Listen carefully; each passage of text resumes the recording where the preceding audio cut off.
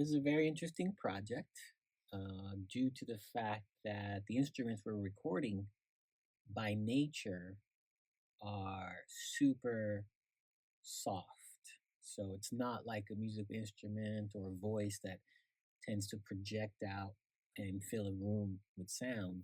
These instruments are way more sensitive and require an environment that minimizes all the sound around it. So being in a studio is, of course, the right place to be. However, even in the studio, we can still hear the air in the space.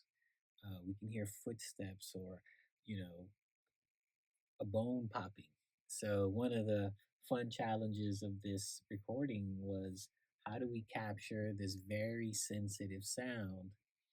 And we planned on capturing it in a space so that we could have spatial audio. So we used an ambisonic mic that had 4 channels, and then we set up 5 more microphones in the space to create an ambience so that the idea is that when we hear this in headphones, I'm not having to manipulate the stereo spectrum. We're just listening to it naturally. So if Moira was more on the right side of the room, then we'd hear that instrument more on the right side of the room. So wherever she would move to, as she would do in her practice, that's kind of how you're intended to experience the recording. So when you add up 9 tracks per instrument, and there's 40 instruments, you can do the math there and see that there are dozens and dozens and dozens of tracks that we have to manage in order to get it to sound full and authentic. And again, part of the challenge was that these sounds are so soft that it required quite a bit of filtering out excess noises, including some stomach growls because someone was hungry. And getting it to a place where the final sound has been, kind of isolated to its most authentic sound, so that as we hear it in the recording, is as close to how you would hear it in actuality if you were doing this practice with Moira in the real world. Another key element to this entire project is this sonic sound therapy. This project is to enhance another activity.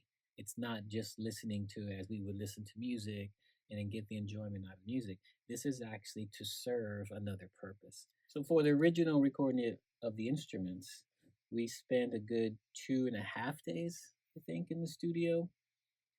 Good long days, 10-hour days, trying to make sure we captured all the sounds. And again, it was quite challenging in that trying to keep everything isolated. And part of what I was mostly concerned is how the instruments might change in tonality from one day to the next given weather, because instruments can react to, what the weather's like. So we kind of decided that try to do it in less amount of days with really long hours to try to capture all the sounds that we needed to capture. A lot of pre-planning.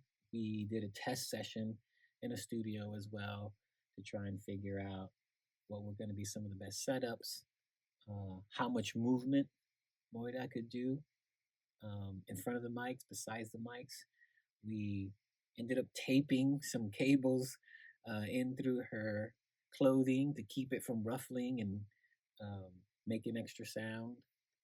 The stomach growling part I couldn't help, but I did request she eat beforehand.